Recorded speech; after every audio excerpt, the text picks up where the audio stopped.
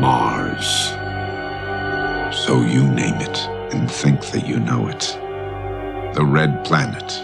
No air, no life. But you do not know Mars. For its true name is Barsoom. And it is not airless, nor is it dead. But it is dying.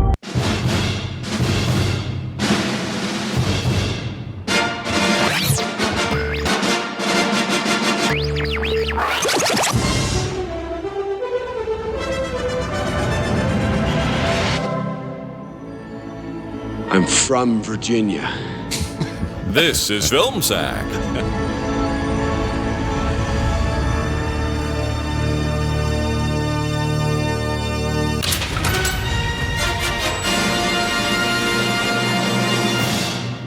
Oh, sure.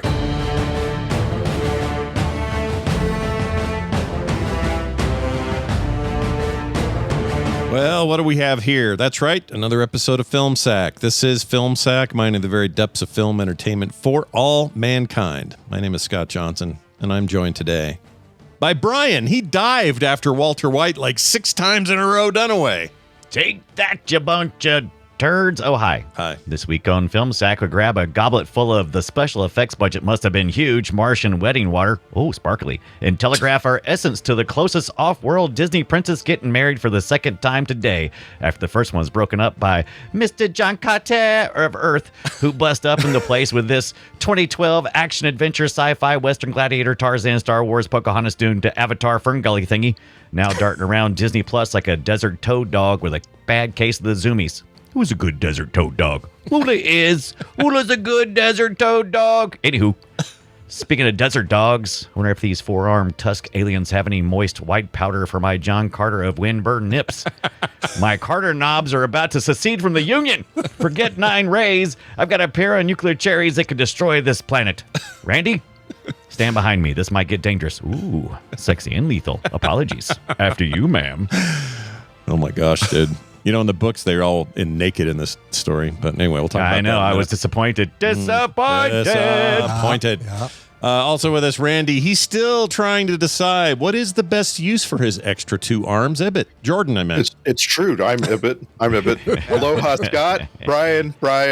Thanks for coming to this gigantic chamber room in which we meet in groups of 2 to 6 people, and the doors are big enough to drive in a sailboat for no reason.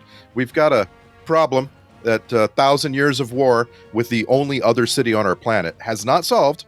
The problem is, how do we make it so that this one guy who just arrived on the planet meets the city's leader's daughter? And, she's the daughter, right? I don't know. Neither do you. We don't really know. There are no unimportant people on our planet like that. She's the most attractive, and of course, the alien who just arrived is of the opposite sex, and he's very attractive too. So they have to hook up. All right. And then where do we go from there? To war, of course. And thus you follow my 3 rules. Number 1, learn how to jump great distances.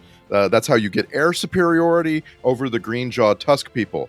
And then the bad guys. And by the way, everyone is bad guys. Number 2, make friends with a dog, I guess. I think he just kind of makes friends with you, like whether you want it or not. It won't really matter one way or another, but even on an alien world, dogs are good people. Number 3, get yourself thrown into a giant vat of green people jism and then completely covered in white powder as soon as possible. It's required on this planet to prepare you for the sexual intercourse ritual. Oh, good. Looking forward to that. Mm-hmm. Man. Disney. Don't want to stick. That white powder help keeps you from sticking to each other. Yeah, you're a little more, a little more lubricated, you might say, on the bodies there. All right, nicely done. Also with us, and finally, Brian, when does the new iFootPad Nano Pro go on sale? Ibbot. Comes out on September 16th with all our other products. Jump great distances, you say, Randy? Okay, play the clip. Oh, we're jumping right in. Here we go. Fantastic per usual. That was great. Thank you. I when I got the file, I never checked these. This is this morning. Brian sent it over. I'm amazed you don't at least check them for volume levels, but I guess you trust that I'm always going to have a No, right. I do that. So what I do is I'll open it for just make sure it's normalized enough for good volume. Oh, good. But I can do that. I just do it by looking at it, and then You don't have to do it by listening. Okay, no. good. And I always check for like dead space in the front or back, but you never do, so it's always a waste. Yeah. But I always check. And then Rarely. I do. I've done it, but I rarely do it. it's pretty rare. And then that's it. So what I sometimes do is I'll look at the waveform and go, what is this here? What is going on? And I'm happy to report I've never figured it out. Still that's to this great. day. That's So, great. Wasn't obvious like there wasn't a big spike at NASA Moonshot Plotter? No. I've been waiting years to work that into a song, NASA Moonshot Plotter. But, Well, there you have it. It is the movie John Carter, which they should have called John Carter from Mars because I think it would have done better. But yeah. But it made more sense to people who know the story. Yeah. They wouldn't have thought it was Yeah. just the story of Noah Wiley's character on ER. they wanted to do. It felt like they were trying to do is what Villeneuve did with the first Dune movie, which was at the beginning in the opening. It just says Dune. And then the whole movie happens, and at the very end, we get a credit with the giant logo that says Dune, and then it says Part 1. Meaning, we're going to get 2 of these or whatever, or like what Thunderbolts. Or Thunderbolts, Yeah. to New Avengers, right? Same idea, but the problem is you're talking about a property that very few people, those who know about it, that they love the John Carter books. They love this pre-moon landing kind of sci-fi business, and they've something like 79 years of trying to make this thing happen. One of the longest Yep. Hollywood hell, projects ever. But nobody knows who John Carter is, so No, it's just a weird thing to do to your movie, and I don't still understand. And I still don't know what to do with John Carter. I thought it fit right in with what Disney does, which is take properties that are so old that people have forgotten about them, and then they throw a princess in there Not and that a love people have story. forgotten about them. They're so old that they don't cost Disney anything. There you go. Don't cost Disney anything. sure. That too. That's a I good don't know. point. Does he still have? I'm assuming that his estate still. I'm sure. His estate still does have some ownership of. God, I don't know. would hope so. Jeez. Well, Right. they still wrestle. I guess I They don't know. already they've did been- Tarzan. like the first story came out in 1912. All right, Right. That was a long time Right. ago in a magazine serial. The movie comes out 100 years later. By the way, 100th anniversary in 2012. We get the character's first appearance in a film. That's wild. For a thing that was hugely popular and well thought of and all of that. That's just crazy. It took him that long. But before we get too far, Scott had a weird week and things were crazy, and he forgot to ask the community for their thing. Oh no! Really? Oh, no. So instead, No. it's Fake Fletcher by some army guy AI voice. Here you go. A war-weary former army captain is inexplicably transported to Mars and reluctantly becomes embroiled in a conflict of epic proportions. Maybe this is better than we thought? We'll see. That guy's Maybe. Drop and give me 2.25 hours. perfect. I and none of us had seen it before, right? This is a rare. Yes, I've seen it. Yeah. Oh, had seen it. I've seen it, but forgotten it. Yeah, Most I've of it. seen it, but try to forget it. I have not seen it at all. So me and Randy are the two non-seeners. The Outliers, yeah. I yeah. didn't like it back when I saw it.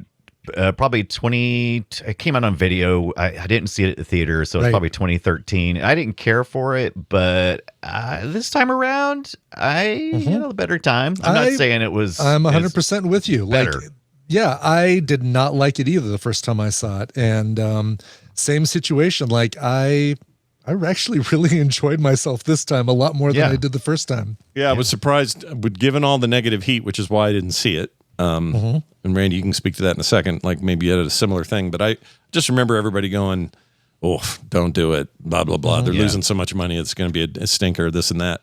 So I just avoided it, then forgot about it, and then seeing it now, it's a pretty fun romp. I mean, if you don't think too hard about, the hard part of this, it's a little bit like what Foundation is trying to tackle on the TV show. And I actually think this would have been better as a serialized TV show. Yeah, I think so too. It still could be. Like it's been long enough since this came out. They could kind of just start over and not have ignore this. the stink on the property that this might have left at the time. Absolutely. I think they definitely could, and I would be into it. I think there is a way to straddle that pre-60s sci-fi vibe of like, we don't really know how space works yet, and we don't know that Mars isn't breathable by anyone, let alone Right. John Carter from Mars or whatever, John Carter from Earth.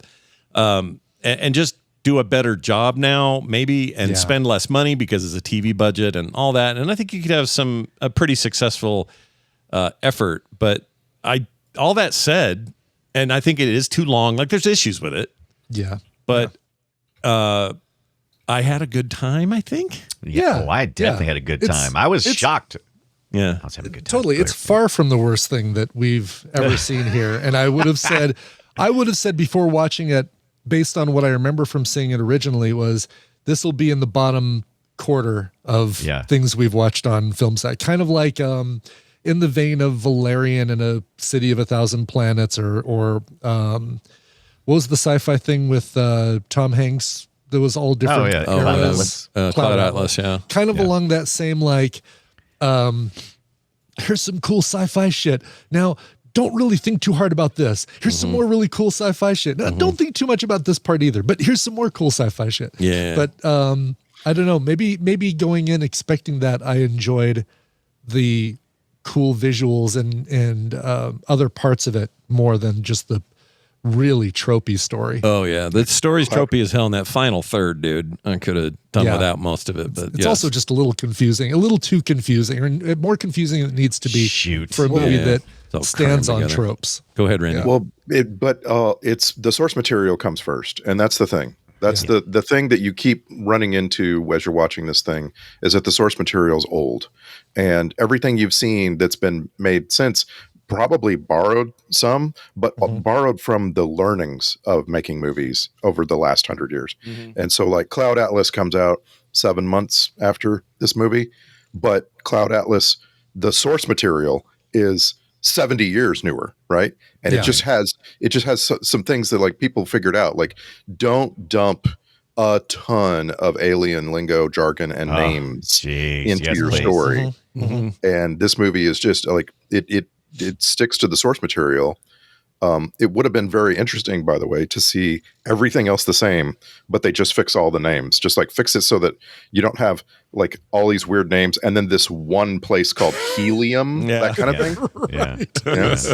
Yeah. Every once in a while they would say super serious face. They would look into a camera and say the names of things, and I would go, "Oh, these are all so bad." This is the kind of crap that the actors during Star Wars looked at Lucas and said, "We're not saying this. This is stupid. Why are we saying this? This is dumb." That's the first thing I thought of too. Say what you want about George Lucas and his goofy way of naming things, but I'll remember Jar Jar Binks until the day I die. I will forget the name of 90% of the people in this film. Tomorrow. Deja Thoris. Come on now. Right.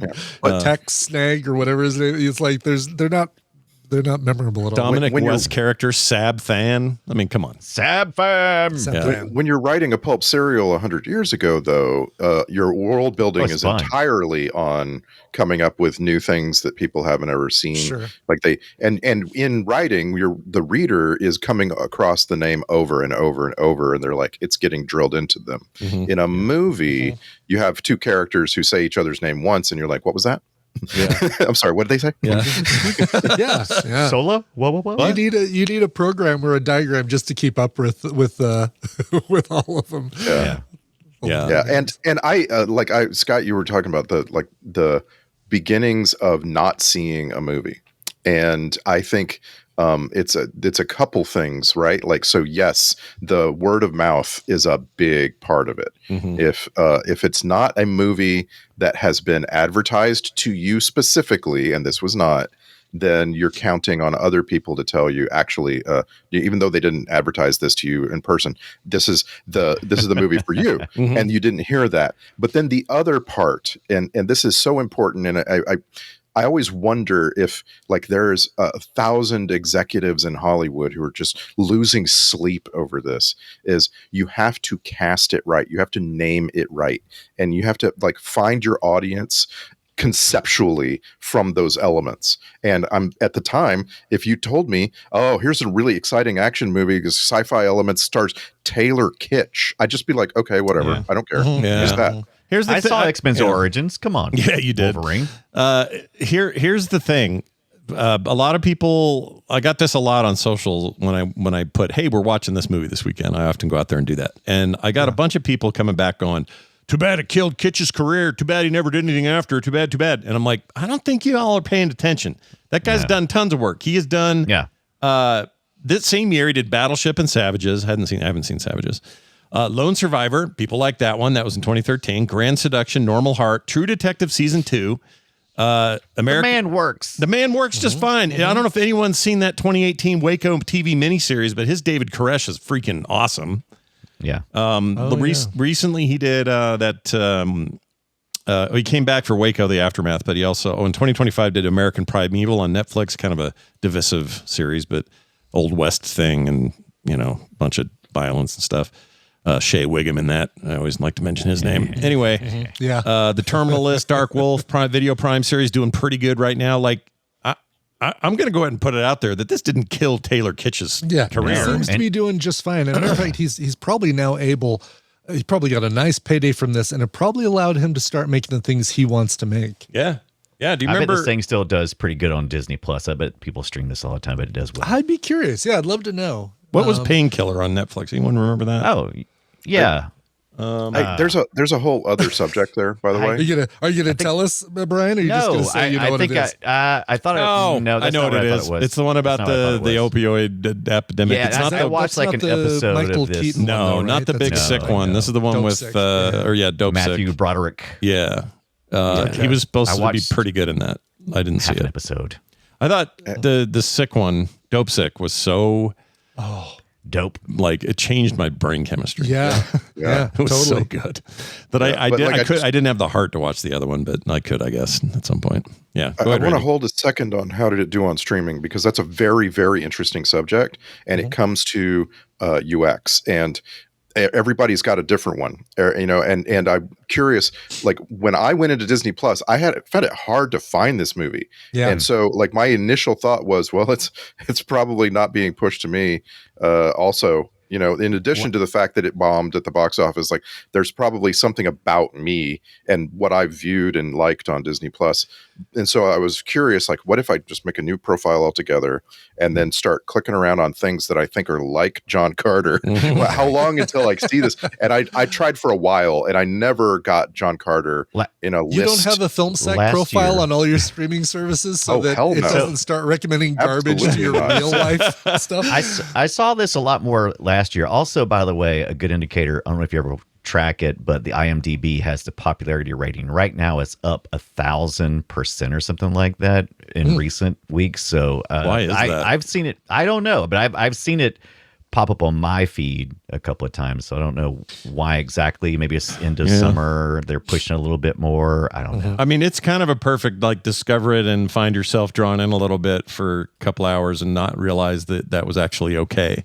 But the problem is they needed it to be so much more than okay to make up for the budget loss. Yeah, because it was a big budget film. Huge. Like, I got the notes here. Let's see. Where is it? Did I write it down? I did. Released by Disney in 2012. Big budget. Over $250 million to $260 million just for production. Marketing, or when you added marketing, about a total of $350 million for the price of just getting the film out there. It made $284 worldwide. Yeah. So that's a pretty big loss, despite, at least some help overseas. Those two sequels they had planned were definitely not going to happen after that. I think they should have focused on the princess. That's what Disney does best. They should just focus on the princess. Yeah. Make it a princess story. Is she now a Disney princess then? She's in the my mind, she is. Okay. Yeah. All right. Yeah. She looked a lot like Timu... Deja Torres. Catherine Zeta-Jones Timu version of her. I think Lynn Collins looks like her own person. Lynn Collins is freaking amazing. Oh, I like her. Nothing wrong with her. Yeah. But she just looked like I fell in love with her. I saw her in I saw both these in X-Men Origins Wolverine a couple years before, which I love that movie. Do you guys care for that movie? No, we don't care for that movie. I like it. I like that movie. I like it. I know you. I know you like. You like cartoons. Tell me what you like about it. Yeah. I like it because it just took a different path. It stands out from the other. There's quality, and then there's a different path. I'm smiling because we just had this discussion like 3 episodes ago. Yeah, I know. Yeah. Yeah. And I kept my saying- mouth shut because y'all were tearing it down. I was like, I'm not going to argue. No, we this weren't at this because point. I like it, and and you and I are aligned on this, and Yep. you know I have my reasons. Why aren't we watching And, that? We should watch that on here. We should I'd watch watch it. that. I'd enjoy it. Yeah. I had completely forgotten that Taylor Kitsch was in it. Yeah. Yeah. Remy he's- LeBeau. Yeah, he's like I say, he's just not up to this. I don't know what it is. Like, I was reading through the IMDb reviews, the user reviews of this movie, and every one of them was like 7 of 10, nowhere near the disaster that you told me it was. 7 of 10, simple but fun. 7 of 10, more fun than you might think it is. 7 of 10, hey, that was all right. And I'm like, okay, yeah, I think I agree. 7 of 10. What's the missing 3? Kind of Taylor Kitsch. Like he's just not. He's not up to this. I think that the way he is directed, perhaps, I know we use that as an excuse a lot, but he's not given a whole ton here. He's kind of meant to be gruff and like. Yeah, but I think, I don't know. I think the film could have benefited from a more comedic. I'm not really suggesting Chris Pratt, but I'm saying a Chris Pratt like. I'm not really saying. More okay. Let me do this instead. A Peter Quill style character that is more comedic and more like little more wisecracky. Like the only funny thing I can think of that Kitsch said was maybe I should stand behind you when Deja Vu beats the bad guys around him. Yeah, what? I'll sign on a little bit funnier. I'll sign on to your dotted line contract. I agree with you 100%. They missed out on trying to make him so self-serious. And the rest of the world's got some goofy elements to it, like those aliens with the tusks. They get kind of goofy. Tarks are hilarious. They're like, oh no, it's what Temu Avatar. There you go, right there. Yeah, I really enjoyed them partly because they weren't taking everything so damn serious, and I actually felt some emotion for some of those characters because they were more realized. The humor, the sadness, the anger, the horde mentality, all that stuff mixed pretty well. Whereas, the flesh and blood non-CGI character is one tone, and it is one note. I'm from Virginia. Can I give you some possible perfect casting? Do it. Walton Goggins as your John Carter. 15 years ago, he would have been hilarious. Yeah. I'm with you there. It's good. What if this was entirely a Chinese thing and it was Jackie Chan 30 years ago? Sure. He would have been really fun.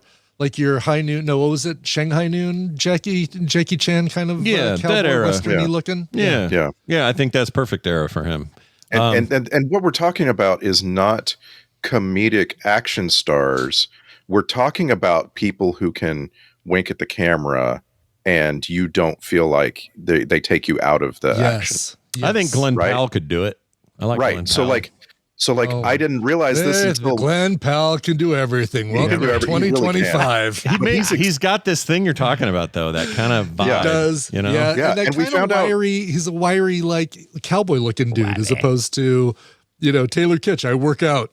Yeah. It works out. So ripped. And by the way, over the last few years, I think Ryan Gosling has established himself as able to, but the thing about comedy action is the person also needs to be able to portray taking a beating.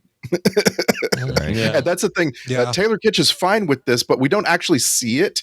We just see them pull the bodies off of him. You know what I mean? Right. The funny part of a guy taking a beating is in the way his face contorts. Yeah. I liked when he was getting dogpiled and like throwing everybody everywhere and kind of showing the super strength thing, which is complete bullshit. The music of that scene is spectacular. I know we're going to be talking about score at some point, but the freaking Giacchino score in this thing. You want to know my least favorite still of the movie, and I'm not going to describe it. I'm going to put it in Discord. Okay. I don't want people to know why I think this is uncomfortable. Oh, but it is. Are we also adjacent to what grossed you out? Oops, this is the wrong room. I put it in the wrong room. Hold on. Damn it. I hate Scott when just dumped it in his church group. I hate. Yeah. Look at this. Yeah. Look at these nipples. The church group I don't have on here. All right, here you go. I don't like how that's a suggestive photo. I don't like that shot. Right. Really? I didn't see that at all. But okay, I can see it.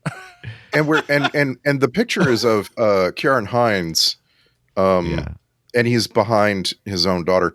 Thank you for explaining it. Yeah.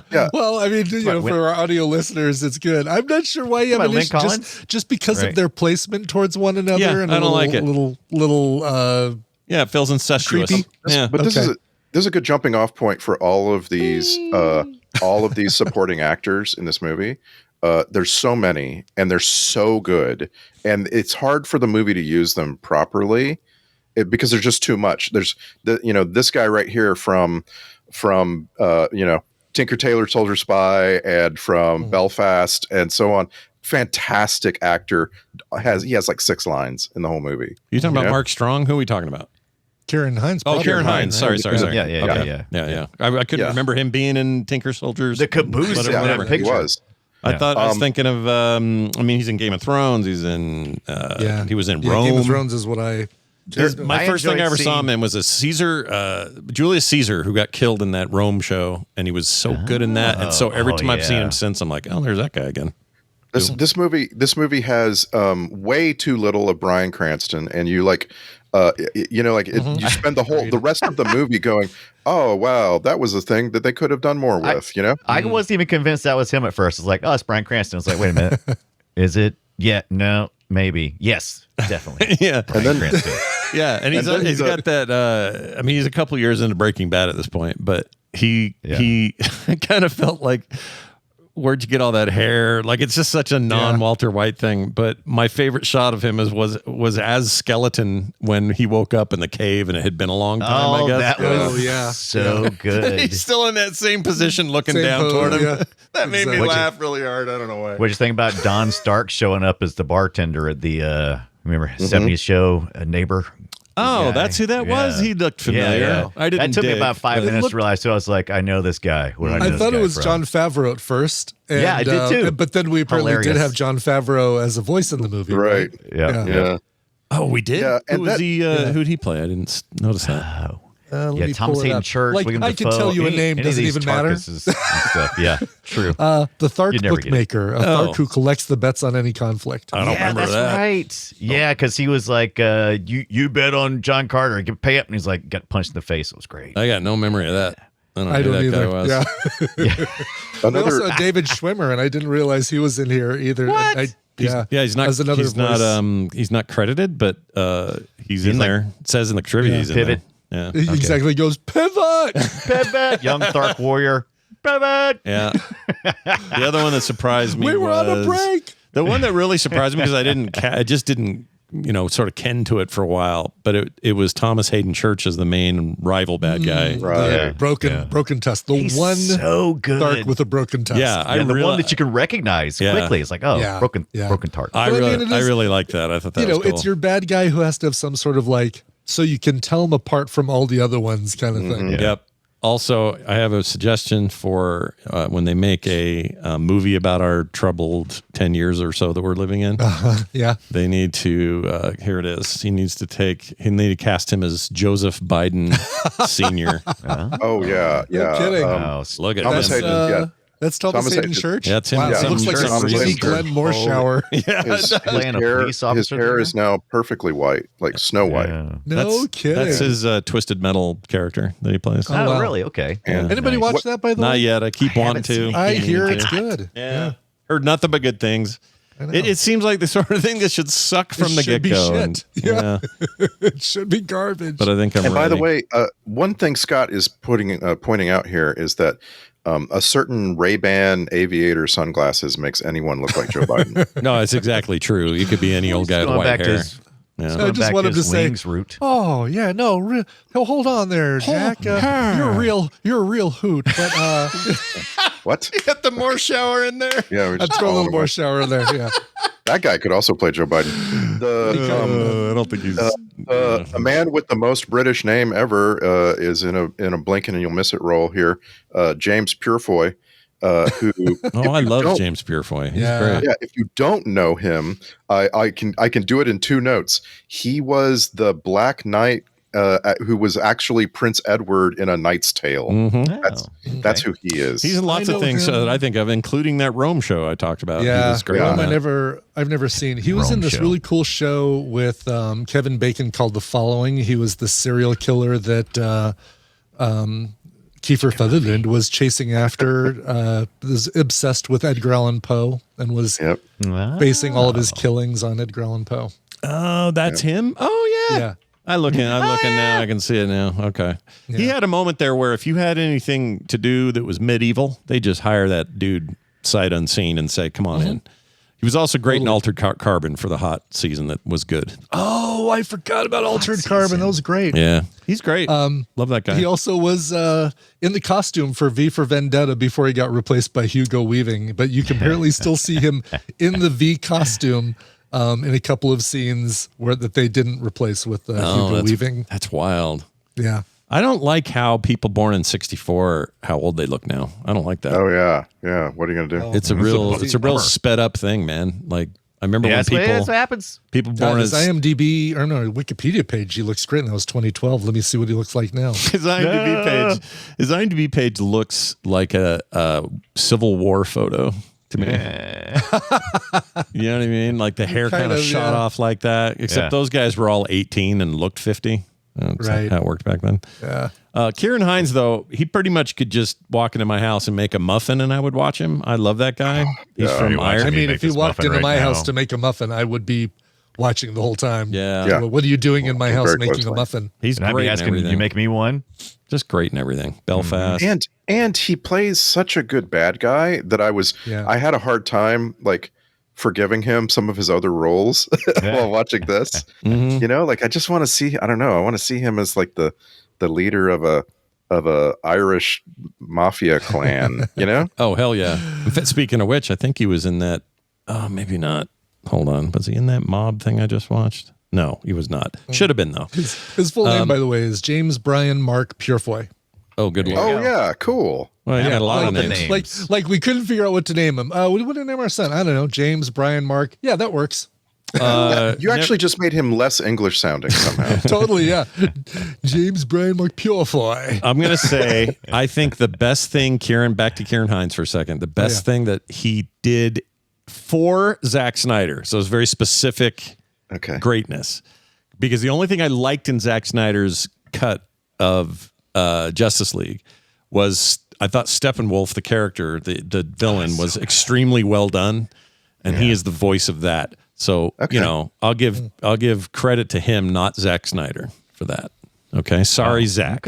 Okay. My apologies to Zack. Kids out there. Yeah. Sorry, Zack Attack. This thing was filmed here in Utah, mostly. There's some stuff in Europe, but mostly here. And they used the following areas. I wrote these down. The desert parts. If you, yeah, I mean, that's true. But if you ever get your way down to, if I could find the damn thing, where did I put it? It was Big Water is what I see. Big Water's awesome. Scott's inviting you. Lake Powell looks like Hanksville.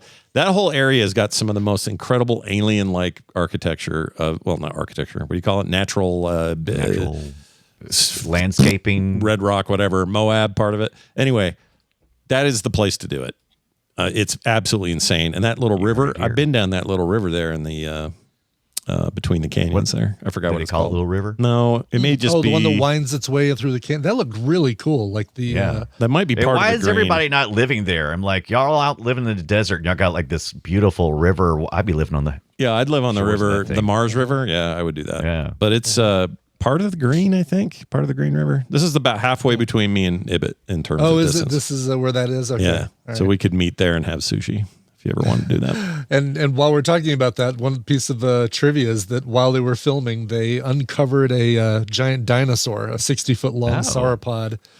So they're filming. It's like, I guess we got to stop filming here and move somewhere else because. Yeah, Utah. That would definitely be something you would not share. It's like, no, we're not. Don't tell them. Yeah, Don't tell them we found a dinosaur. We could totally sell it later. No, I was just thinking they'd want to shut everything down. It's like, oh, they're going to shut us down. Oh, yeah. Great. No, they came down. The BLM came down there. The Utah Bureau of Land Management came down there and said, Right. We'll take it from here, and nothing. It didn't disrupt anything. So I just compiled a napkin list of other film sack movies that were filmed in that coal mine canyon in Arizona. Yeah. Because like when you see it, when you like just Google coal mine canyon, you go, oh, I've seen that in other movies. Many. Yeah. And yeah, you have. Yeah. And that includes Temple of Doom, and it includes Planet of the Apes, and it includes Tank Girl, and Damnation Alley. Wow. And We've seen a lot of great movies, haven't we? Yeah, we sure have. Right, yeah. And it includes Wild Wild West. And like I say, once you look at it, you go, oh, I see why it's in all these movies. It looks like another world. Yeah. Otherworldly. Yeah. The American Southwest, the places that aren't overrun with people are still, it's crazy how wild that stuff is. Yeah. Unfortunately, a lot of the filming doesn't happen there anymore because, and they'll go to Tunisia and other parts of the world because we quit giving really good tax breaks for this stuff. So now you barely see it in new productions, but I guess Andrew Stanton, the director of this thing, we haven't even talked about this. Andrew Stanton had only done animation before this. So he did WALL-E, he did Finding Nemo. WALL-E.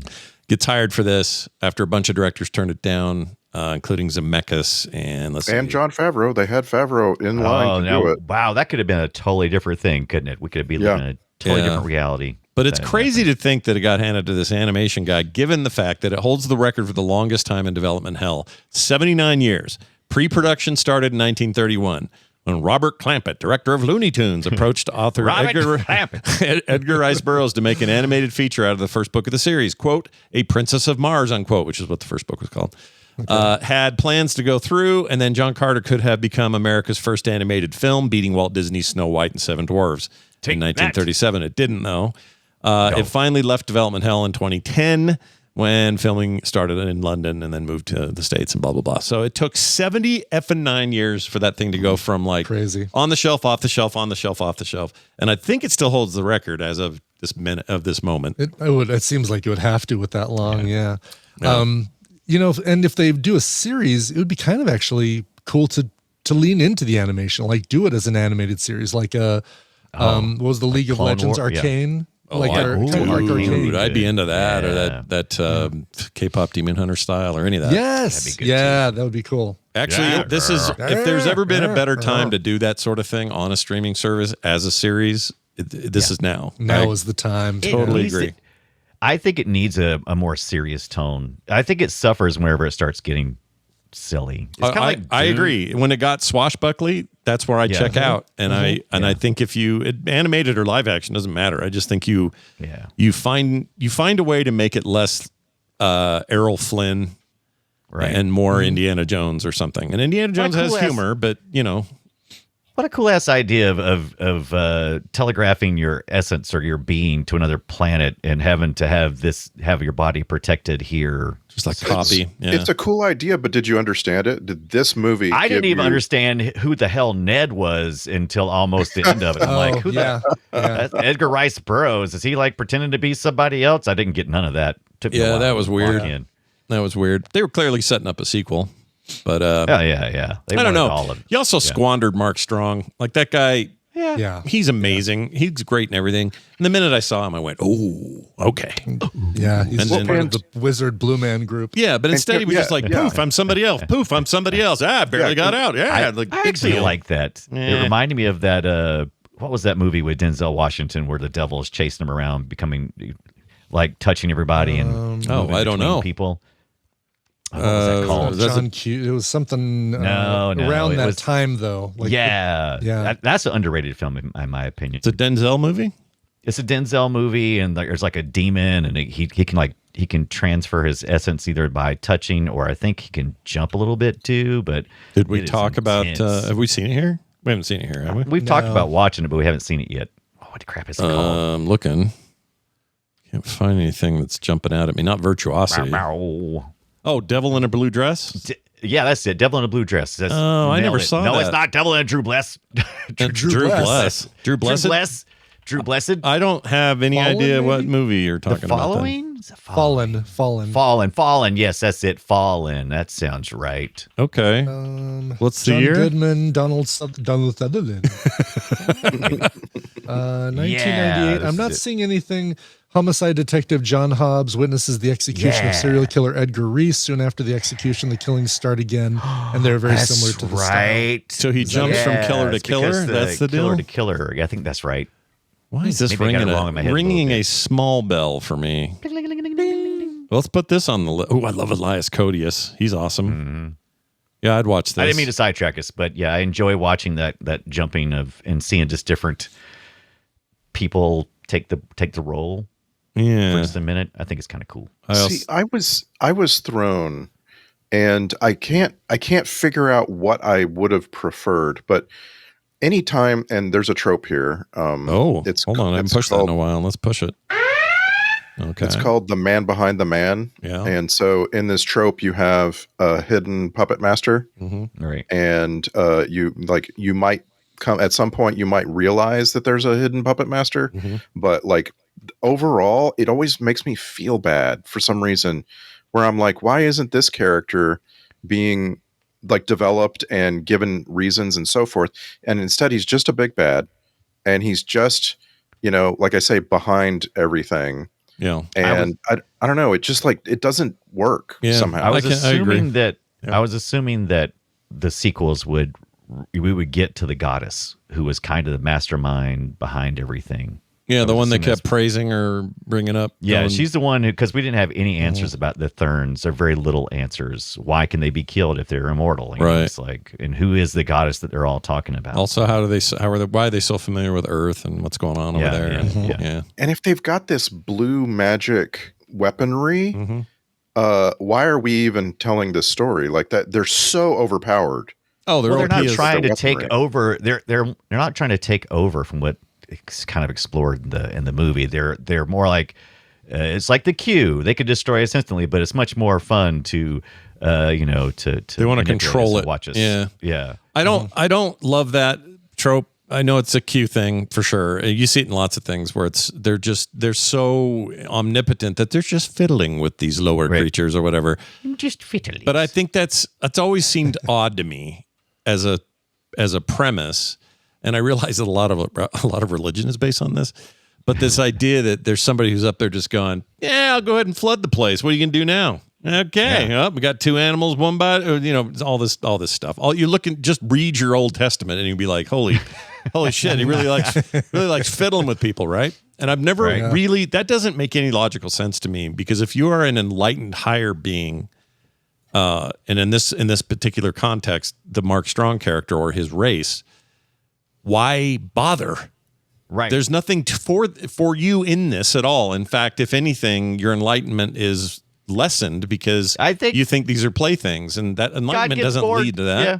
Gods get bored. They need. That's the trope, but I don't think it doesn't jive. Yeah. Can we talk about another trope that crosses paths with this one? Always. Yeah. Sure. The evil detecting dog. Oh my gosh. Oh yeah.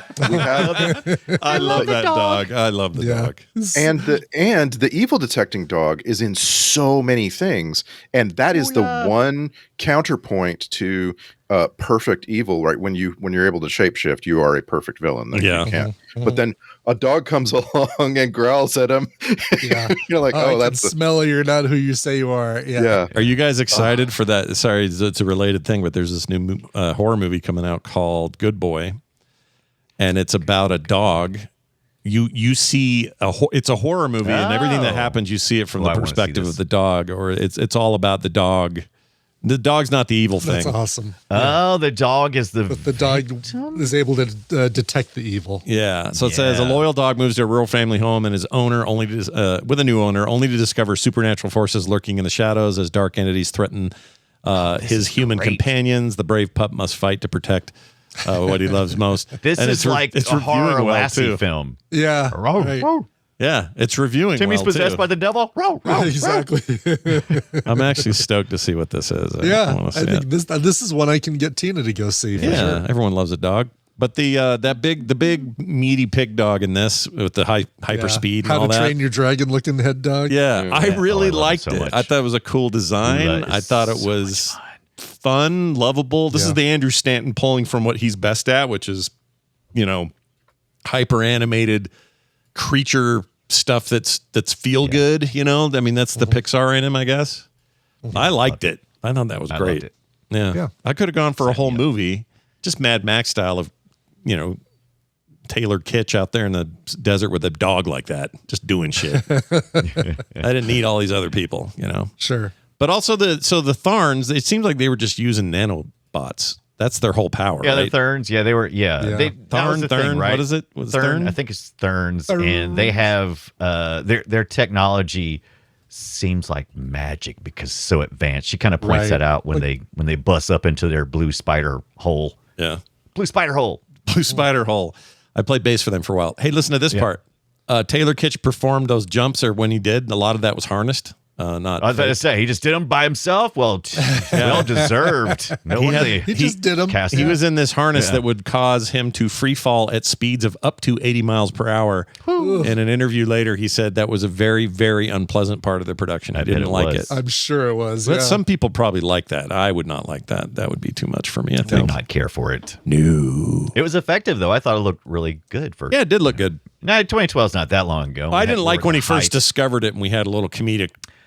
I didn't care for that because it didn't make me. sense. I think Randy pointed out in his intro the way, or maybe Ibit did. Anyway, it didn't make much sense how gravity. The gravity's not that like- much lower. Second of all, there's no such thing as your bone density affects how strong you are on a lower gravity planet. Like that's all a bunch of bullshit.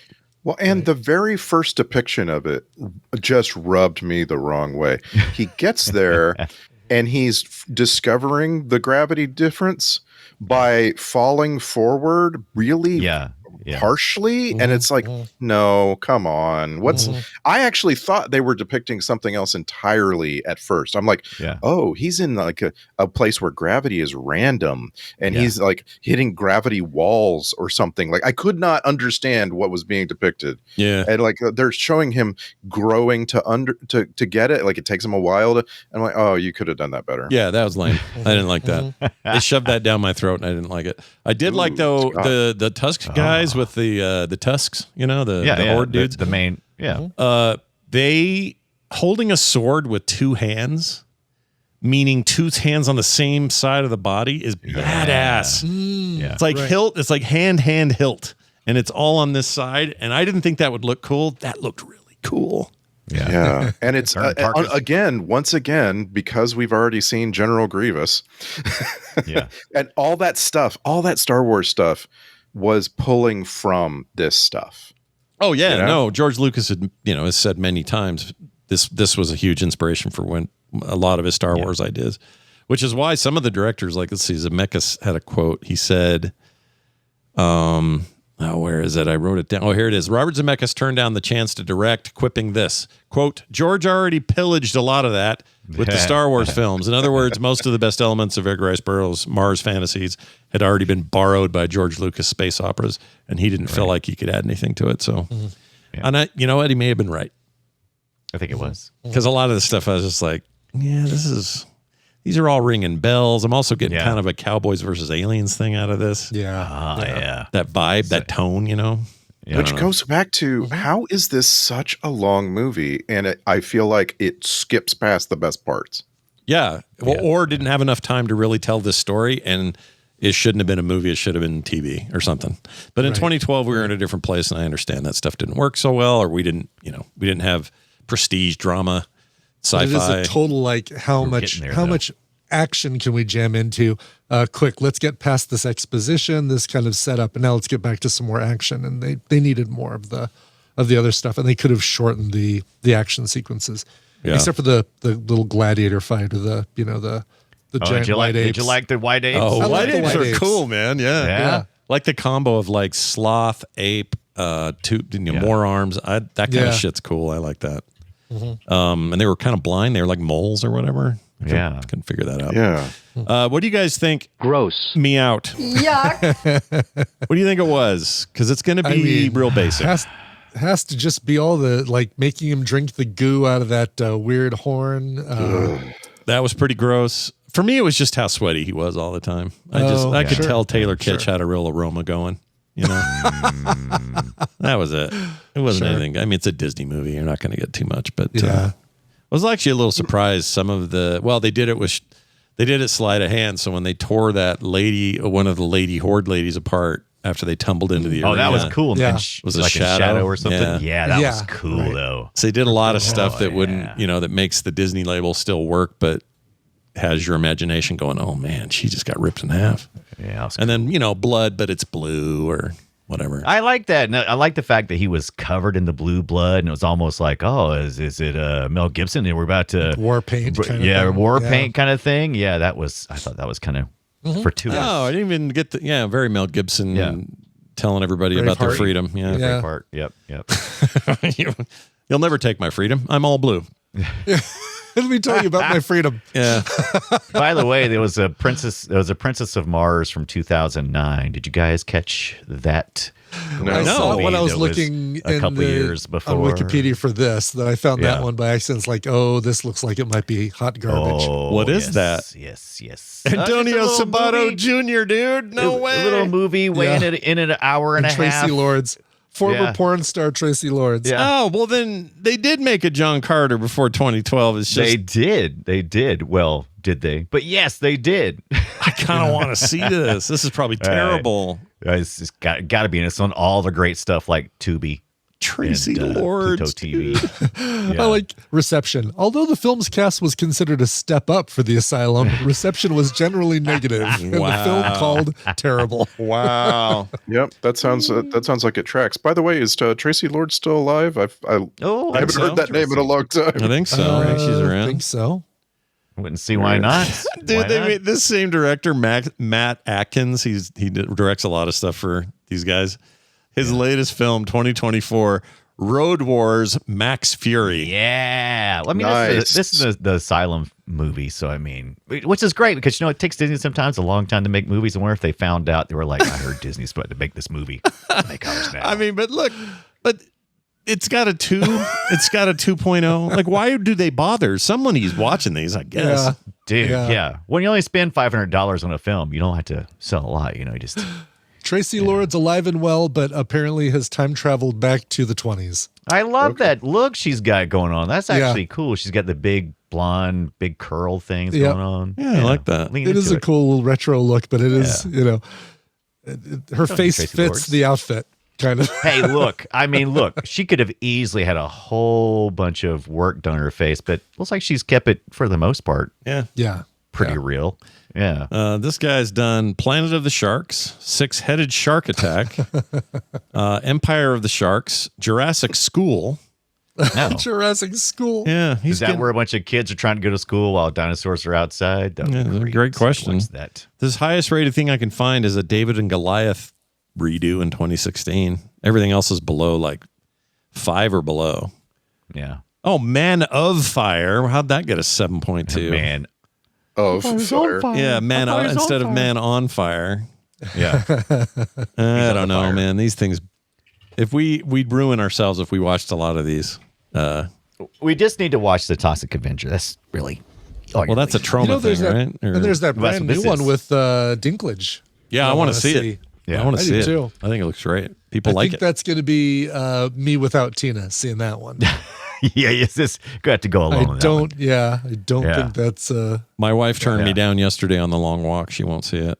Oh, really? She doesn't like the idea of people. She doesn't like this Hunger Games stuff. Yeah, she couldn't. She didn't like the Hunger Games or what's the thing on Squid Game. Squid Game. She didn't like it. Yeah, she doesn't like when people are getting... I don't know. There's this feeling of like, these people are all going to get picked off. I just don't know who yet. She doesn't like that. Yeah. So we're not... I'm going to have to watch that by myself. I'm afraid. Yeah. You read the book? I did forever ago. Came out in the 70s or something, but I read it in like 86 is probably when I was reading most of my Richard Bachman, Stephen King books. And I remember loving it. And it's clearly inspirational. It precedes all those things, those other, they're kind of all long walk-alikes, really. Wow. It's the original like battle royale kind of, but it's interesting how this like post-apoc but it's not entirely Right. apocalyptic. Like this dystopian thing that is taking place after some massive shift. It never goes away. Like you would think that it might be a fad or a trend. But no. We're just going to have these for the rest of time. And I'm down for it. I like them. I'm a fan. I don't know why I like them, but I do. Let's get to some clips about the film John Carter Should Be of Mars. And it was at the end. At the end, they did a little logo. At the end, yeah. Wasn't a good payoff, though, but whatever. I'm curious at the outset, do you have a feeling like I captured a bunch of bad delivery or something like that? It's a good question. I feel like there's not a lot. Well, I know there isn't because I don't have a ton, but I felt like there wasn't a ton of stuff that was like, oh, yeah, that's worth capturing. There's stuff. I'll start with this one. This is where we get these we had one last week, but most episodes we get them. It's where they say the name of the movie. So here's that. John Carter. Yeah, John Carter. Mm-hmm. John Carter. Here's Walter White. Excellent horseman. Fine swordsman. Decorated 6 times, including the Southern Cross of Honor. At 5 Forks, the company under your command nearly turned the tide. Say my name. I kind of like those scenes where he kept trying to break out. Yeah. Like you'd be waiting for it. It's like, okay, when's he gonna? No, that was great. New setting. It was good humor and it explained the kind of character he was. I thought it was fine. I don't appreciate the lie in there. Excellent horseman. No, he's not. He steals the captain's horse. They give him a mile head start. Yeah. And then they catch right him on instantly. Yeah. That's a good point. Yeah. Can't dispute He's the not facts. an excellent horseman. I think his name might be Jedak. Jedak. All right. Jedak. All right. All right. Thank you. All right. Thank you, Osborne, Mr. Osborne. We even talked about Willem Dafoe in this, but No, Nice. yeah. Voice- he did that voice intro stuff. too. The intro I Did played. the at the intro time. Yeah. Although Pretty as a good. different character, clearly he wasn't trying to be the horde leader. But anyway, name and place of birth. My name is John Carter. I'm from Virginia. There you go. Let's clear that up. That joke was like so played out after about 2 minutes, but then for some reason it started getting funny. Well, when he came, he saw him later in prison, and then Willem Dafoe's alien character called him, Right. just refuses to call him anything but Virginia. It kind of had, I kind of like that. Yeah, it was so annoying at But first. at the beginning, like, it was like, all right, we get it. all right, okay. I was confused about where he was from because this movie jumps all around. Like one moment you're outside a mausoleum in, I think, England. Yeah, like- definitely. Well, he was in New York for a while. Okay, maybe But someone like New England. I don't know. Yeah. But like Edgar Rice Burroughs, I know very well, was American. And so like I'm like, okay, all right, Virginia. He's from Virginia. But no, next thing you know, we're in New Mexico. He's searching for his cave of gold. Yeah. And I'm just like, what? Yeah, I don't know. There's just something about the jumping around. It's that all bugs over the me. place, and they don't really explain it very well. Like they don't explain that it's a time jump when he first shows up in New York and is getting money and doing whatever he's doing. You're just like, okay, and then it's a flashback. I don't know, it was weird. Yeah. I will give them credit for one scene I just thought was a great way to make it less of an arcade and more of a serious moment. When he is hacking and slashing all those CGI dudes coming after him, they would mix in one of his hammer downs with the axe would then be a throwback to when he was hammering his wife's grave marker into the ground. Oh. Why are you so angry? I Why are liked you all raging that. right now? Yeah. Okay, so what was the thing you were too late for before? Yeah, I liked all that. I currently call that Christopher Nolan editing because he loves to jump back and forth between two completely different scenes where a similar thing is happening. Yeah. It doesn't it feel a little hacky, like just a little bit. It is, but in a movie that's a lot hacky, it Okay, came all right, off as maybe a little authentic compared to other stuff. Okay. I don't know. All right. Fair point. Let's see. Their favorite part of the male anatomy, these two. Here you go. Sock. Sack. Sack.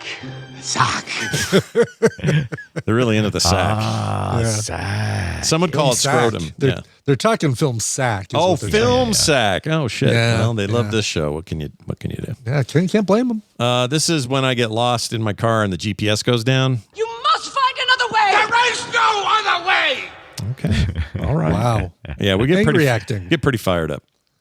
I think he yells tits here, so I'm gonna play it. I think he yells tits. Tit! There you go. Yeah. Tits. Tits. Come on. Yeah, I think he says tits. Here is some bullshit. Must be the density of your bones.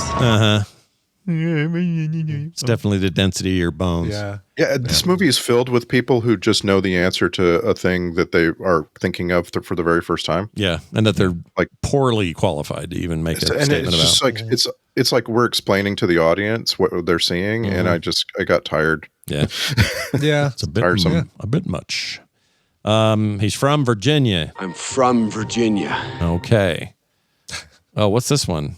Time for playfulness? I just like this line. There will be time for playfulness later. Yeah, that's always true. Yeah. I think, unless you're about to die. Yeah. No time later. No time later. Thomas Hayden Church. Playfulness, Dr. Jones. Here,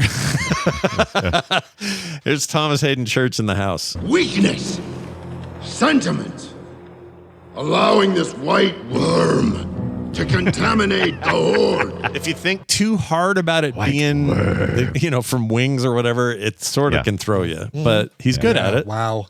You could have said you were playing a clip from Warcraft the movie. Yeah. True. Yeah, that'd be Toby. Forgot that guy's name. Toby something. Toby. He played Gul'dan.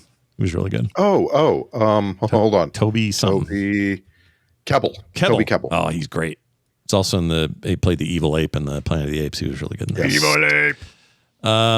Okay. Evil ape. Finally, our Star Wars moment. It's a trap. It's a trap. I didn't notice that. Good And then catch. there was so much. The rest of the movie was so just incoherent and dumb that I just kind of didn't capture anything. And so now we do this. Wrong one.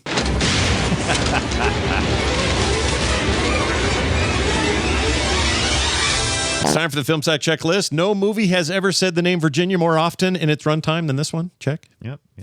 Nanobots can only ever be blue. Check. Mark the morph ball strong.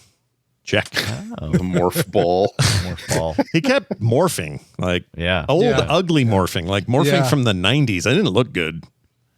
But before we go to the next thing, I feel like we should talk about the very end of the movie, because the last 10 minutes of this movie are the fastest slapdash storytelling we've seen in a long time. Yeah. And it's really like, oh gosh, we've captured 7 hours of film that we're going to cut down to 2, and we still haven't told hours of story. Oh yeah, they cram it in the end.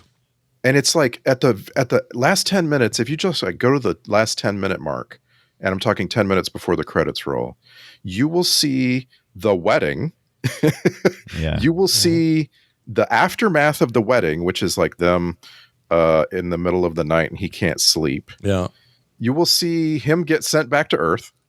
You will see him live a lifetime of investigation around the world, trying to find something. Yeah. And then you will find out that was a red herring all along. He wasn't actually trying to find it. He was setting up the person who was following him secretly to believe that he had found something. Right. And then we go back to everything comes back to Edgar Rice Burroughs. Also, pufferfish extract from a pufferfish doesn't simulate death; it causes death. Yeah. That annoyed me. 1912. We remember that from our Simpsons. Don't eat the pufferfish. Yeah, that stuff will Tasty kill you. I fish, don't care tasty what you fish. do. Maybe it's a small dose or something. Poison But fish. you're right, Randy. They crammed about 14 plot elements into 10 minutes. And then it all ends with this incredible Disney swell, right? Yeah. Where you find out that everything's okay and he's going back to Mars, or whatever weird explanation they have for him having a clone that he is transferring his consciousness over to, or something, whatever it is. Yeah. I'm not sure what it is, but like that final little bit, it just comes off so flat because you've just been crammed with a bunch of plot in the last minute. At the very last second, he just teleports to Battleship. That's where he goes. Hey, where's Rihanna? Yeah, where'd she go? Okay. The Star Trek connections. I mean, there are Friday Night Light connections, MCU connections, Game of Thrones connections. There's tons of connections here, but are there any Star Trek connections? Yes, 3 of each. I'm gonna give you 3 of each. All right. So Don Stark, who played Dix the storekeeper, we were talking about. He's the one that he just wants his $100. Yeah. Man. He was in Deep Space Nine, and he was in Star Trek First Contact, where he played Dix the storekeeper in this movie. In First Contact, he played Nicky the Nose. Oh, there you go. Look at that. Yeah. That was the Borg one, right? The Borg Queen. First Contact, Yep. So we have Christopher Goodman, who was a stockade guard, maybe the one that gets pulled to the bars, I think. Okay, Christopher Goodman. Don't pee on my floor. Yeah. He was in one episode of Star Trek Enterprise. All right. And then we have to recognize Michael Giacchino. Just, so good every time. Maybe this movie isn't a 10 for Michael Giacchino, but his 3 Star Trek films are amazing. Oh, they're incredible. He's so good. Everything, almost everything he's ever done, I liked. I thought this was maybe a little too, a little too Errol Flynn-y, but that's not his fault. Like he's just knocking it out of the park every time he makes an appearance. Let's jump over to the MCU. We got I'll give you 3 big ones for the MCU. We got Taylor Kitsch, of course. Sure. Our John Carter.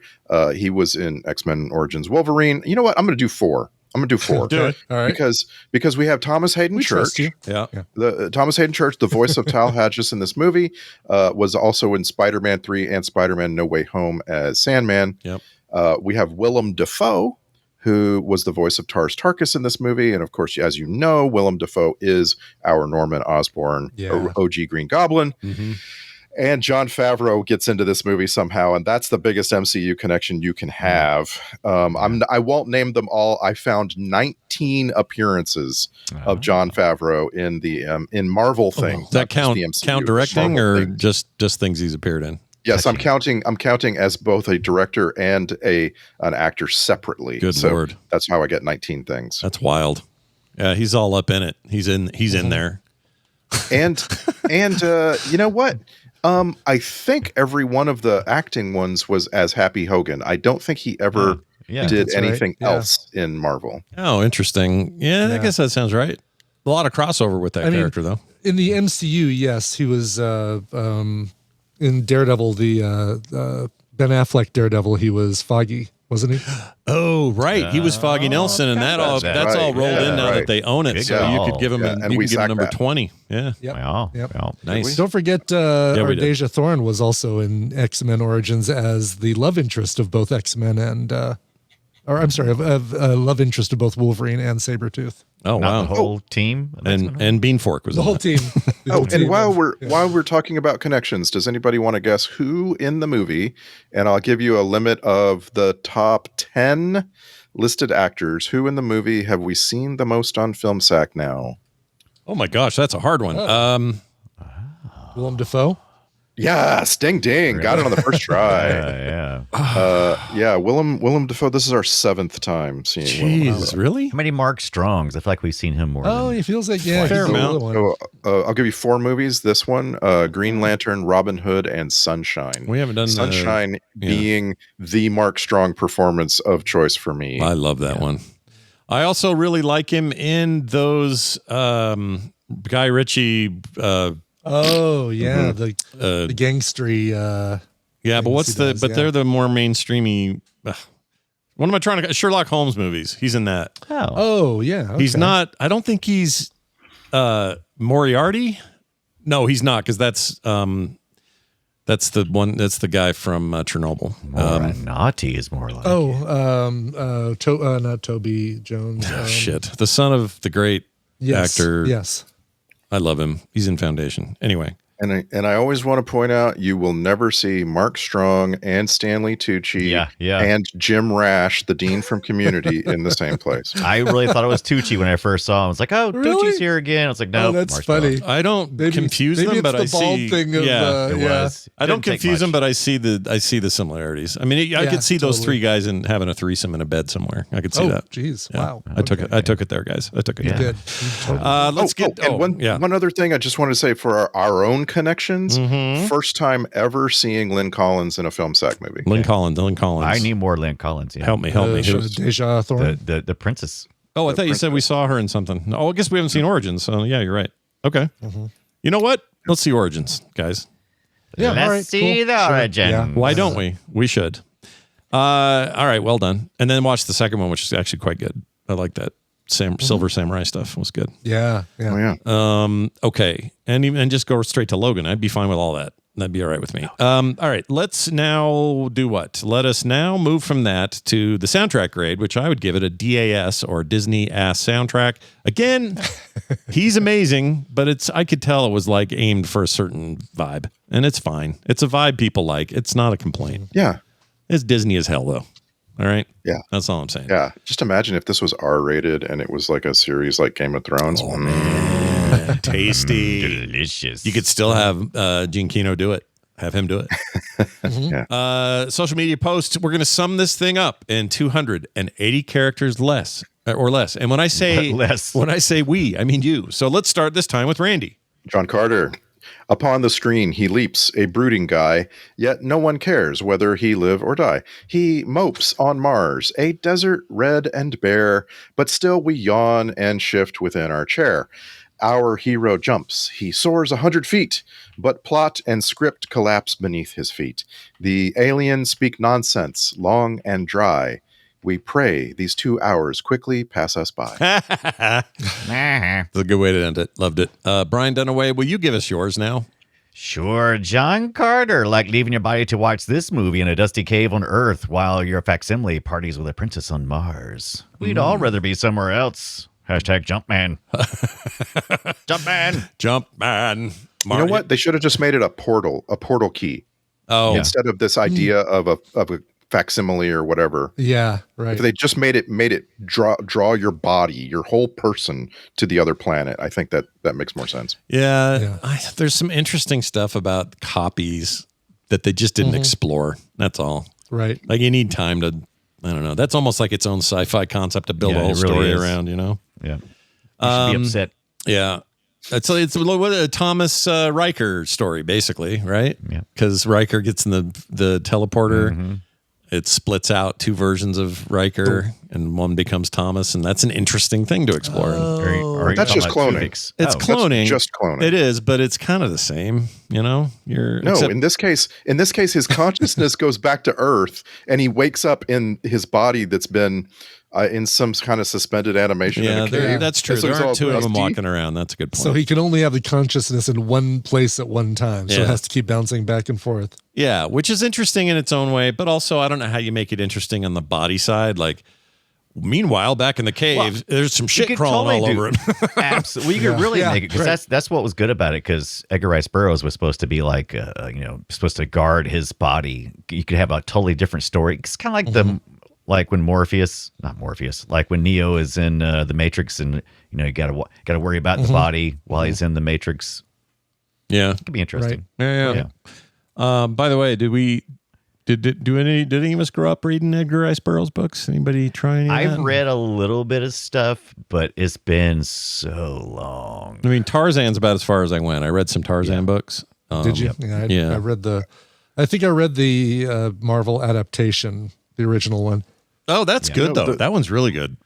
If I remember the right one, I thought I part of that Classics Illustrated thing they did for a while, which was really good. Yeah. If you didn't read the John Carter books, then you kind of didn't read Edgar Rice Burroughs. Like this is the main thing he did. But I remember there being like a Tarzan trade paperback. Yeah. Oh yeah. I don't know what it collected, but I had this book that was like a bunch of Tarzan comics. Oh yeah.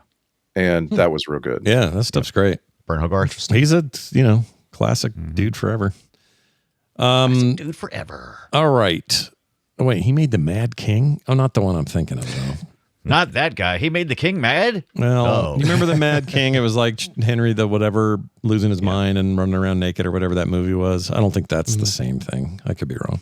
That was a good movie, by the way. The Mad King, I think. Shit. I don't know. Hey, doesn't matter. Let's move on to this. I still have a social media post. Sorry. Absolutely. I was about to say, hey, Whatever. Brian Ibbett, give us yours. John Carter. Taylor Kitsch spins up an alt but doesn't realize it's on a PvP server. We've all been there. Yeah. Yep. That's exactly right. Well done. That's exactly right. He finds himself running an arena. He gets a bunch of achievement points in various ways. And he can't send his loot back to his other alts, unfortunately. He doesn't so much tame a pet as have a pet forced on him. Yeah. Good way of putting it. All right. Well, now we're down to the alternate titles. And this is what we got. This was almost called Indiana Carter and the Quest for the Mark Strong and his bullshit. Didn't work, though. But then they almost went with Gambit in Space. Volderan sent us an email, and I would like to read it right now. He sent it to filmsack@gmail.com, and Volderan says the following. Hey, Sackers, I was wondering if you have ever realized you over or underrated a franchise due to the first movie you ever saw in that franchise. For me, I realized a long time later that I was underrating the James Bond movies. First one I ever saw was Moonraker. Oh, man. Based on that bad movie, I was definitely unimpressed with the James Bond films, and it took a long time before I even bothered watching any of the others.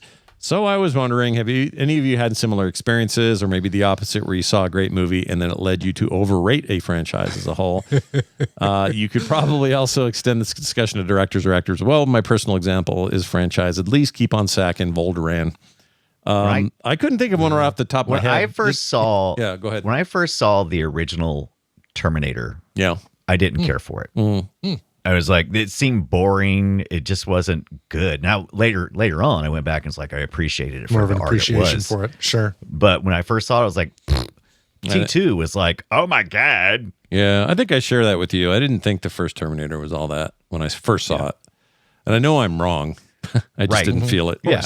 I think it was the budget.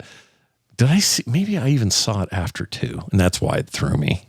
Oh, maybe. Wow. I can't rember because that's not fair. I saw Karate Kid 2 before I saw 1, but the one for me was I saw Tokyo Drift before I saw any other. Oh, you saw the best one, man. I saw the best one, and then it was like, wow, these are all the rest of these feel very much the same. Yeah. There's a lot of franchises out there that are franchises because the first movie is so good, and if you come in the middle, you're gonna think, wow, how could this possibly be the case? Right. And so, like, an example for me is the American Pie series. There's 7 American Pie movies. Wow. And for whatever reason, I started How many with 2. straight to video? Probably the last 4. Easily the last 4. Yeah. And so I started with 2 for some reason. And I was just like, okay, that's funny, but it's not great. They all had Eugene Levy in them, right? That was the one thread. Right. I think he's the only. He's the Bert. Trimmers. He's the only one who appears in everything. Yeah. I don't think he's in the last 2, but my point is, I didn't think American Pie was that great because I was just watching these movies as they're coming out, and I hadn't seen the first one.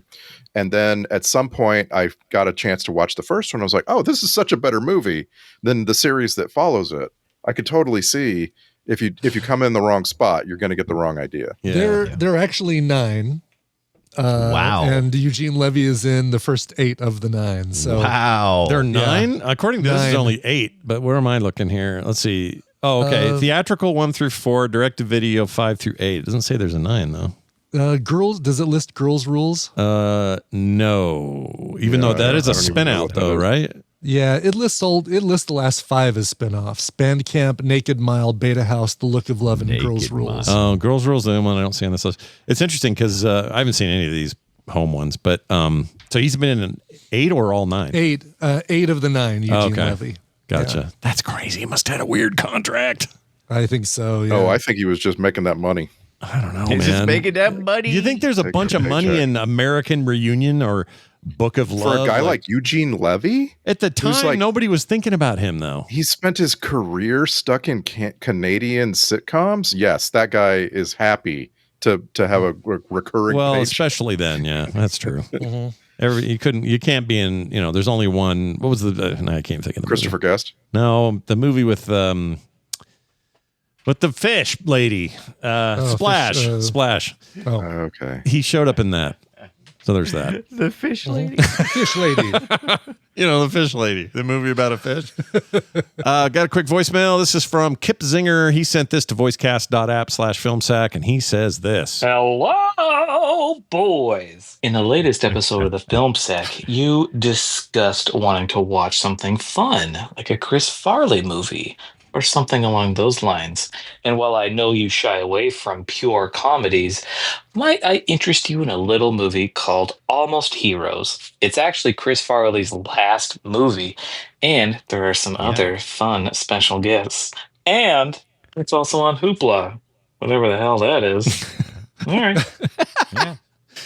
Christopher Guest. Speaking of Christopher Guest, directed this. Yeah. And Matthew Perry, Chris Farley, Matthew Perry, and Eugene Levy. Weird. I don't know much about this at all. And Nothing. Kevin Dunn. Oh my gosh. Let's see. Yeah, I don't know who that is. Chris Farley, Matthew Perry. I don't know a thing about this. It's set in the early 1800s. Yeah. And Christopher Guest directed it? Yeah. Weird. And it's just amazing how Matthew Perry has such chemistry with everyone he was ever with. Like, his righteous indignation reactions, he always works with whoever he's with. He works perfectly. Yeah, I agree with that. Yeah. This is streaming on Tubi here in the States, Hoopla, wherever that is, like he said. And that's it. So Tubi and Hoopla, which are both ad-supported platforms. I mean, I wouldn't turn this one down. It'd be fine. No. This would be, and be bittersweet, right? We'd be constantly thinking of, this was Farley's last film and released after he died. And it'd be a lot to say about it. Yeah. Also, sorry, I just noticed this. Hogan's Heroes is currently streaming all 6 seasons on Prime Video. As I'm adding Almost Heroes to my watch list for us, I just noticed it's got 5% on Rotten Tomatoes. 5%. 5? Yeah. Oh, look at that, dude. Even War of the Worlds skittered its way up to 7 or 8, didn't it? Yeah. Holy crap. That's so low. I think it's really funny that 1 out of 100 people who watch War of the Worlds decides that they really liked it. I mean, that's that's gotta be. It's not that bad. Is that Christopher Guest's lowest directed film? Gotta be, right? I would expect so. Yeah. Yeah. They have the best. They have the over under on him all the time, or on directors on that site. I don't know how you do it, but it'll tell you. Well, anyway, there you go. That's a voicemail, and that was fun. Thank you so much, Kip Zinger, and thank you, Volduran, for your email. Please send your stuff in. You'll find all the ways to contact us at filmsack.com. Speaking of which, patreon.com/filmsack is a great place to support this show. We have new folks this week, Adam Ashlock and Matt Ains. Both joined the big party. What does this big party mean? Well, it means no commercials or ads ever. It means pre-show content every week, monthly specials from the hosts, and we're getting a Dunaway one soon, I think, aren't we? Me. No, it's me. Oh, it's Jordan, you. And then I think it's me after Jordan. Okay. I don't know why I've been enjoying this so much. I can't wait to share it with you. Oh, really? Wow. Cool. But yeah, we love doing those. That's coming soon for you for this month, and you'll have access to all the previous months as well because you'll be subbing to that feed. You get movie-related art, prints in the mail from me, and other great monthly benefits. Sign up today and take advantage of us at patreon.com/filmsack. Our next movie will be, finally, we get to see G.I. Joe Retaliation. Yeah, we basically... Yeah, well, we decided a long time ago that we wanted to see this because it came out kind of highly rated. Yeah. But you got to see the first one to understand why it's so highly rated. So we got the first one out of the way. Yeah, people like this one. Got some Bruce Willis, although he's not top cast, or he's not top whatever, but build. Yeah, but he's in it. You got your Adrian Palicki, you got your Channing Tatum, or your Tating Channing if you'd prefer. Yeah, sure. And your Dwayne The Rock Johnson. Jonathan Price. Did you just say Dwayne? Yeah, Dwayne.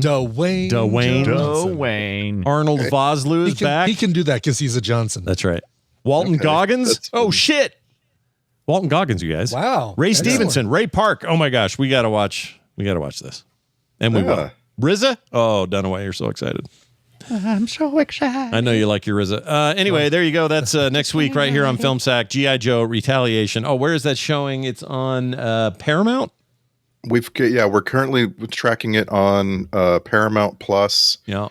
And there's a couple of the smaller like Hoopla that are claiming to have it. I haven't looked, but It's listed, so check it out if you use Hoopla. Yeah. Hoopla. There it is again. Hoopla's having a moment, I guess. I got a lot of stuff on here.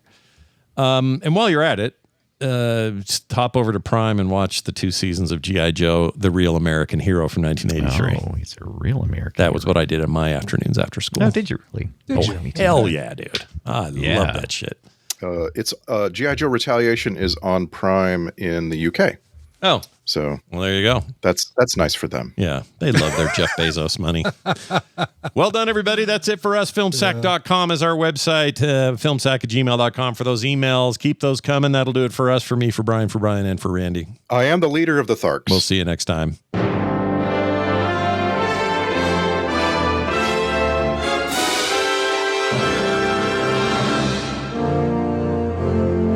This show is part of the Frog Pants Network. Yes. Get more at frogpants.com. John Carter.